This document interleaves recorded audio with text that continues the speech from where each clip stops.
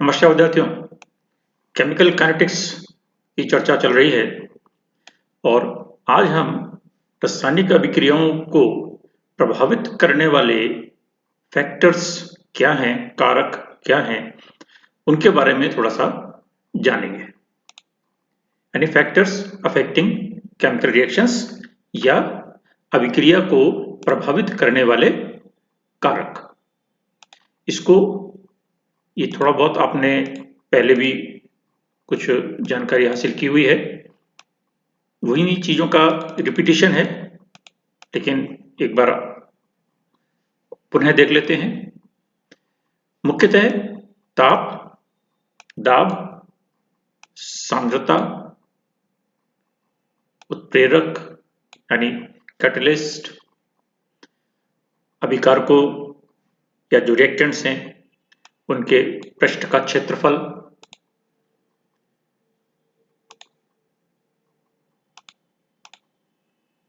और रेडिएशंस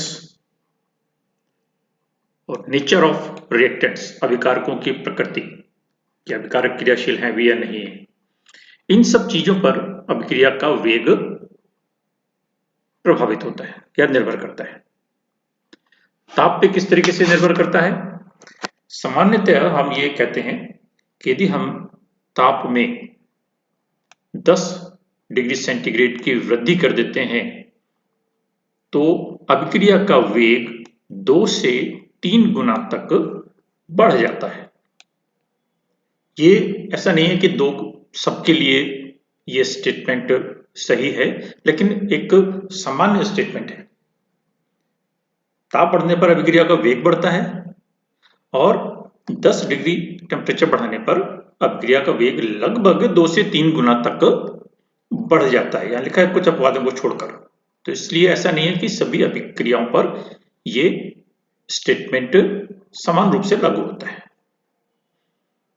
ठीक है, तो ये टेम्परेचर एक फैक्टर है और ये जो 2 से 3 हम कहते हैं, तो ये जो एक रिलेशन है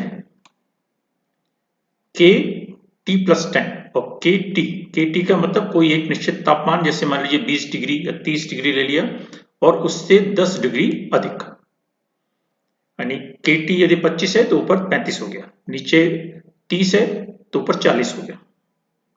तो ये जो संबंध है, ये जो फैक्टर है, ये हमारा ताप गुणांक कहलाता है।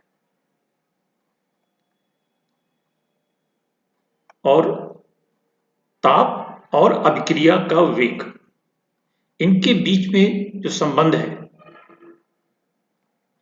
उसको आर्हेनियस ने भी परिभाषित करने का प्रयास किया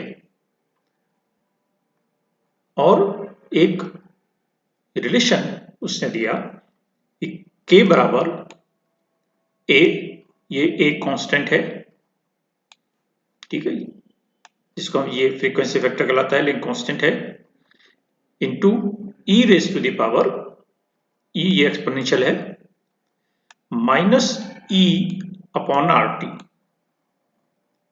ये ई क्या है? सक्रियण ऊर्जा, एक्टिवेशन एनर्जी, इसके बारे में अभी बात करेंगे। टी टेम्परेचर है, ताप है, और आर यूनिवर्सल गैस कांस्टेंट है, सभी जानते हैं। तो ये एक रिलेशन आर्हेनियस ने दिया टेम्परेचर और वेग स्थान के बीच में, के और टी के बीच में। इस इक्वेशन को यदि हम लॉग लेकर लिखें तो के की जगह पर हो जाएगा ln k, यानी नेचुरल लॉग लिया है यहाँ, ए की जगह पर ln a। यहाँ पर ये दो फैक्टर्स हैं a और बीच में मल्टीप्लिकेशन का साइन है, तो इसलिए जब हम लॉग लेंगे तो a इंटू बी बराबर log a plus log b होता है, तो इसलिए यहाँ पर हो जाएगा log of e। Natural log ले रहे हैं और यहाँ पर भी e है, नेचुरल लॉग भी e का ही होता है, तो इसलिए वो यहाँ पर लॉग ना लिखकर हम खाली e अपॉन आर टी लिखेंगे, और माइनस साइन है तो इसलिए वो प्लस और माइनस माइनस बना देगा। तो यदि हम इस इक्वेशन का लॉग लेकर लिखें तो हम उसको इस तरीके से लिख सकते हैं, या यहां पर इसको नेचुरल लॉग को LOG यानी बेस 10, यहां पर बेस 10 है। जब मैथमेटिकल कॉन्सेप्ट की चर्चा की थी तब आपको बताया था कि एक नेचुरल लॉग होता है और एक कॉमन लॉग होता है। नेचुरल लॉग का बेस E और कॉमन लॉग का बेस 10।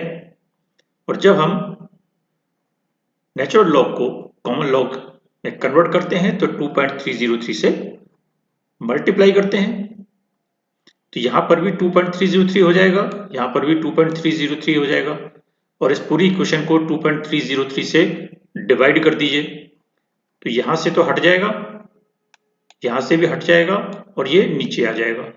तो ये एक तरीके से एक स्टेप बीच में स्किप करके लिखा है। तो हम इस इक्वेशन को मॉडिफाई करके इस लॉग के रूप में लिख सकते हैं। ये इक्वेशन यदि आप देखें तो जो मैथमेटिकल कॉन्सेप्ट में हमने चर्चा की थी उस हिसाब से ये इक्वेशन y इक्वल टू क्या है, mx प्लस c, एक स्ट्रेट लाइन की इक्वेशन मान सकते हैं। यहां पर ये जो t है 1/t, इसको हम थोड़ा सा अलग अलग करके लिखें तो ये E/2.303R, इसको हम अलग लिखें और इस 1/t को हम अलग करके लिखें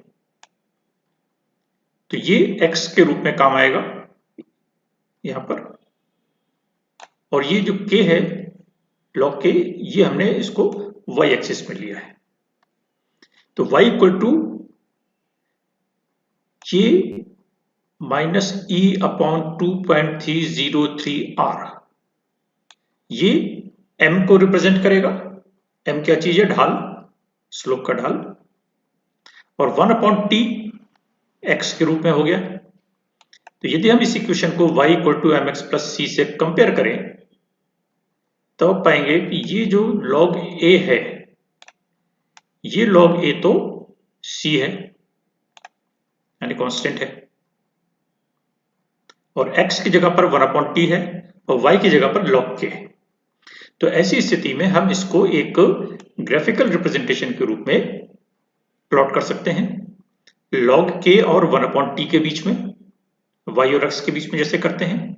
और क्योंकि यहां पर ये नेगेटिव साइन है तो इसका मतलब स्लोप नेगेटिव है, अर्थात ऊपर से नीचे की ओर है, और वो स्लोप यानी ढाल बताएगा और उसकी वैल्यू -E/2.303R के बराबर होगी। ढाल आप कैलकुलेट कर सकते हैं यहां से, ये कैलकुलेट करने का तरीका आपको बताया था, dy/dx।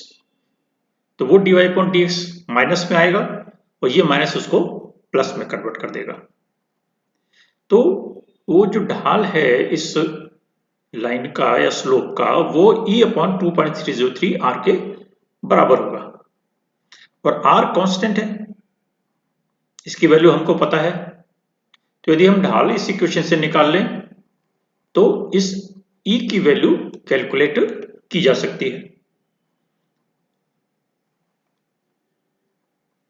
यदि दो अलग अलग टेम्परेचर दिए हुए हैं तो हम इसी इक्वेशन को दो अलग अलग टेम्परेचर्स के लिए तो इस तरीके से लिखते हैं, एक K1 के लिए और एक K2 के लिए, एक T1 के लिए और एक T2 के लिए।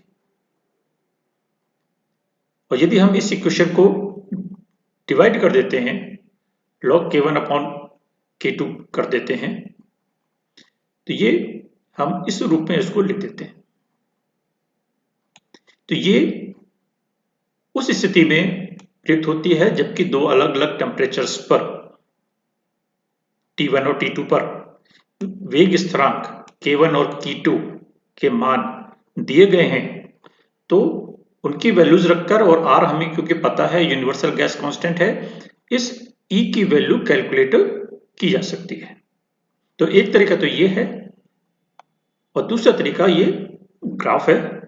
इन दोनों ही तरीके से हम E, और E क्या है, एनर्जी ऑफ एक्टिवेशन, ठीक है, सक्रियण की ऊर्जा, एनर्जी ऑफ एक्टिवेशन, इसकी कैलकुलेशन कर पाते हैं। कुछ अभिक्रियाएं ऐसी हैं जिनका वेग ताप के बढ़ने पर कम भी होता है, यानी इनका वेग गुणांक 1 से कम होता है। तो इसलिए वो जो हमने स्टेटमेंट पहले कहा था कि ताप बढ़ने के साथ अभिक्रिया का वेग बढ़ता है, ये एक सामान्य स्टेटमेंट है, इसमें कुछ अपवाद हैं। और 2 से 3 गुना तक बढ़ता है, ये भी एक सामान्य स्टेटमेंट है और इसमें भी कुछ अपवाद हैं। लेकिन मोटे रूप में हम ये मान के चलते हैं कि ताप बढ़ने पर अभिक्रिया का वेग बढ़ता है।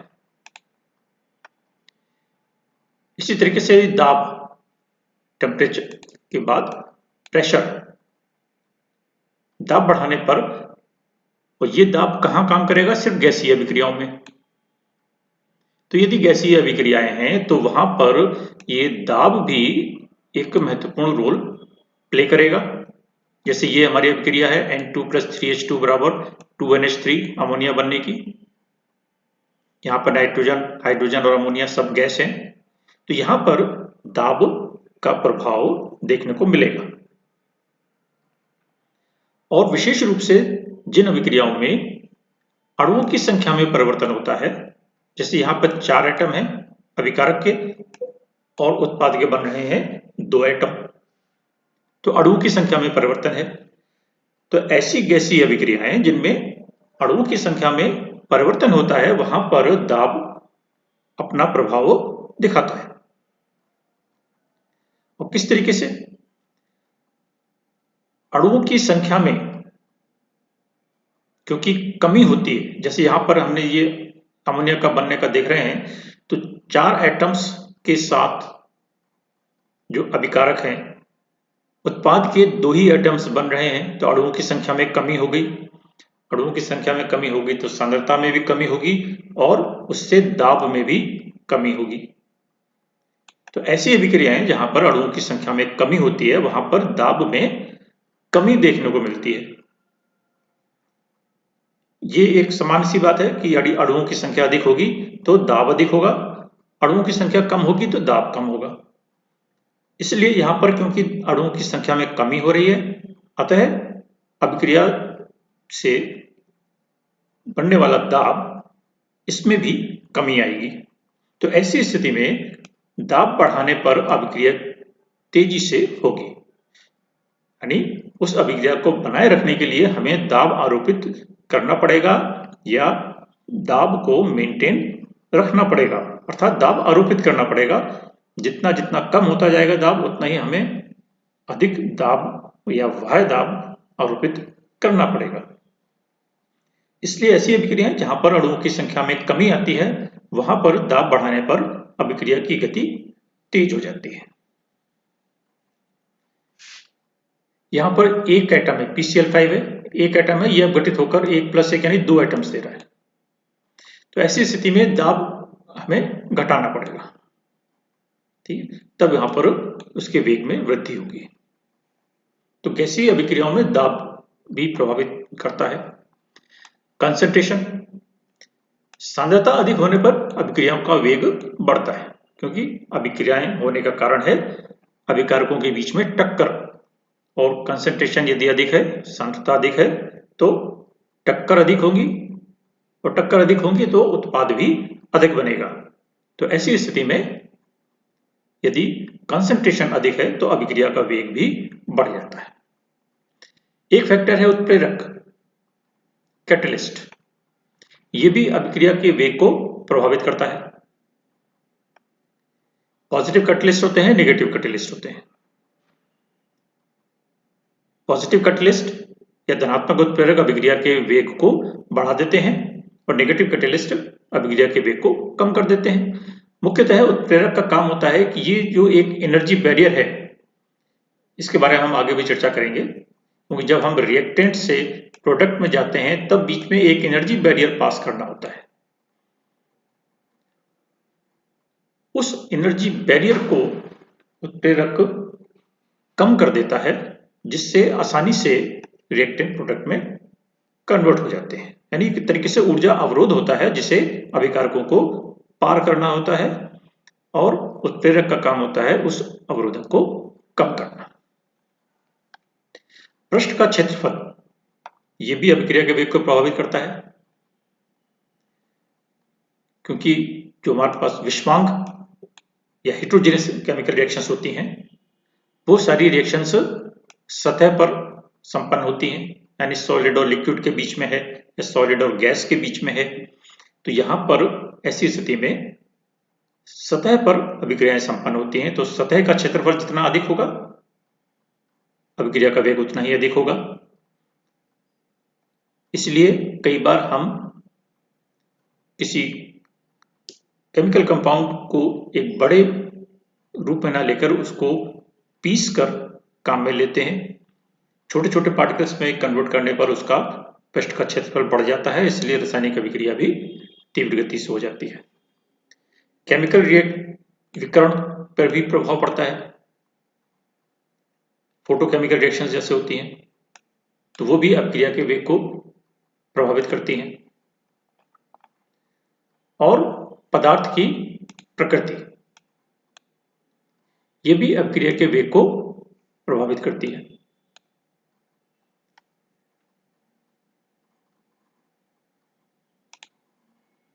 पदार्थ की प्रकृति से हमारा क्या तात्पर्य है कि वो केमिकल रिएक्शन करते समय किस तरीके से बंध बनाने में सक्षम है या नहीं है, क्योंकि किसी भी अभिक्रिया का वेग उसमें उपस्थित बंध की सामर्थ्य पर निर्भर करता है। कुछ बॉन्ड्स टूटते हैं, कुछ बॉन्ड्स बनते हैं। तो जितनी आसानी से बॉन्ड बनेंगे या जितनी आसानी से बॉन्ड टूटेंगे अभिक्रिया उतनी ही आसानी से होगी। और यदि जटिल अणु है तो ऐसी स्थिति में बॉन्ड्स को टूटने में या नए बॉन्ड्स को बनने में उतना ही अधिक समय लगता है और अभिक्रिया भी प्रभावित होती है। तो ये कुछ फैक्टर्स हैं जो कि अभिक्रिया की गति को प्रभावित करते हैं।